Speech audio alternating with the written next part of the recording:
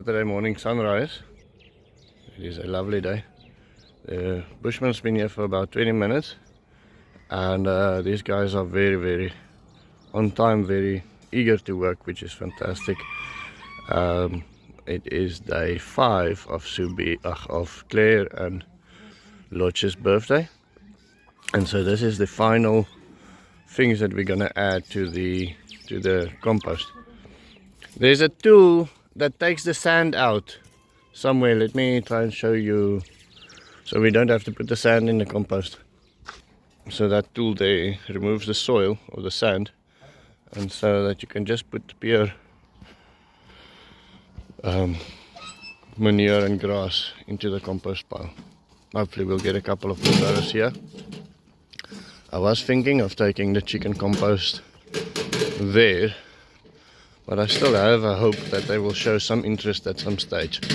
I've now made it right in front of them. I moved it to right in front of the little cage door.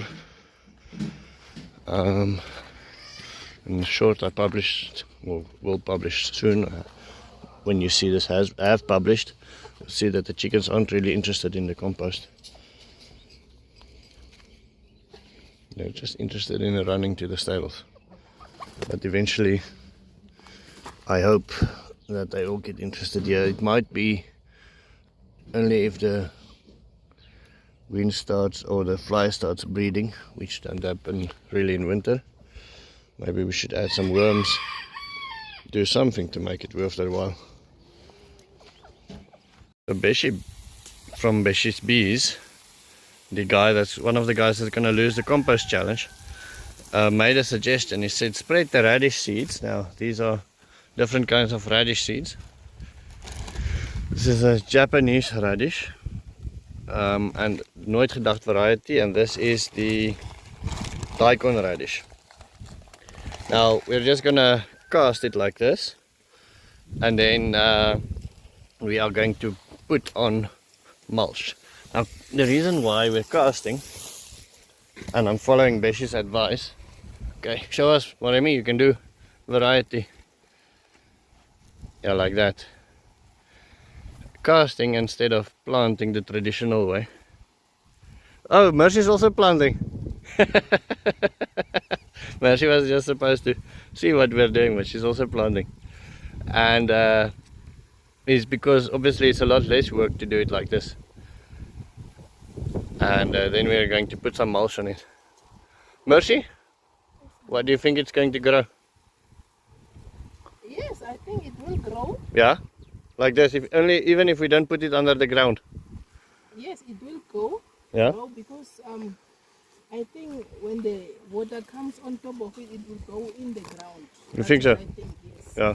I think you must check that we don't put too densely in there. Just enough. So if you.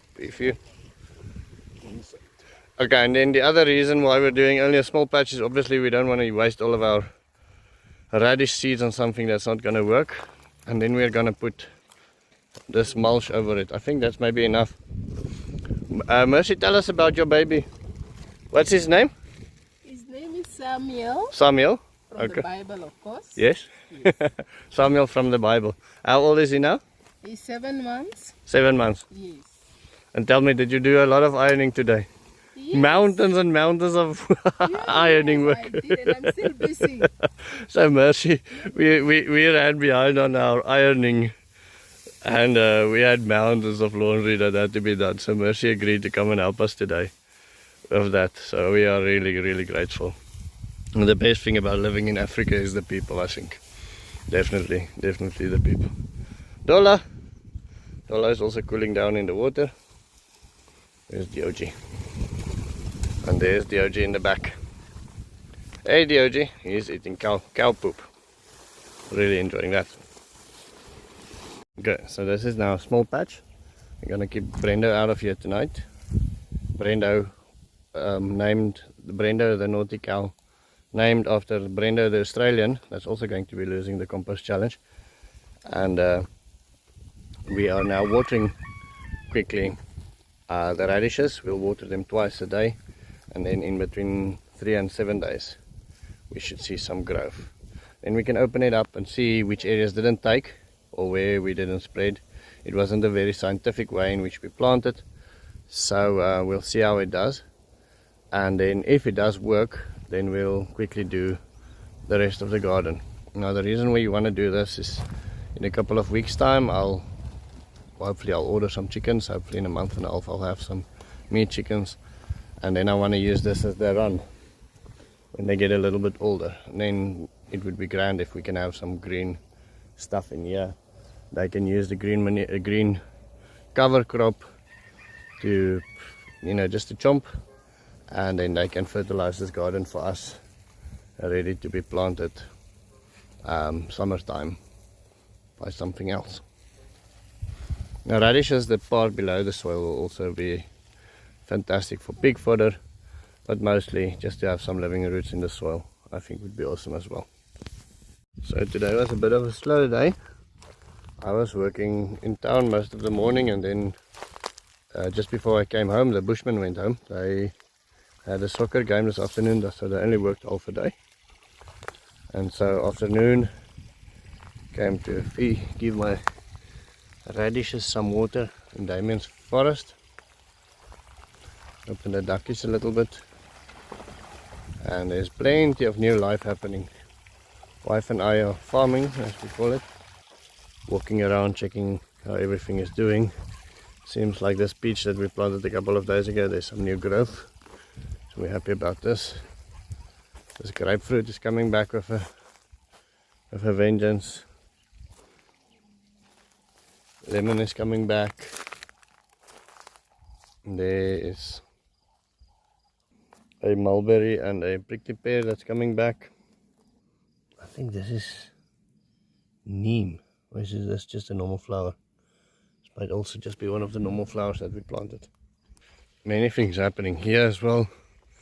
Loads of onions and cabbages and spinach there. But I'm really excited about is this living fence here in the back coming along. So this is all new prickly pear growth here. Prickly pear, that's a funky cactus that I planted there. That is coming along. This is a lucina. That is a lucina. So somebody asked whether it would be worth the while to plant a lucina fence. Now I want to do loads and loads of lucina edges. I've started gathering loads of lucina seeds again for this year. They don't make perfect fences because they get eaten, but it's an awesome plant, so I will make plenty of hedges and things like that. Windbreaks. There's a little guava, survived the winter. Very grateful for that. Saw something earlier here somewhere. Anyway, every couple of centimeters there is a lucina planted. Some of them didn't survive, but some of them are coming back. Prickly pear, lucina, prickly pear there in the bush. So everywhere we are planting our living hedge. It's coming along. This seems like a dead spot. Got a lot of things growing there. Some lucinas popping up here again. And cactus there in the bush. And then some cactus here. This is just interesting about the, what do you call these things? Sorghum. Interesting about the sorghum is all of them made green shoots again, which is quite cool. And yeah, I think that's going to be the end of my story. I'll see you tomorrow. Have a wonderful day.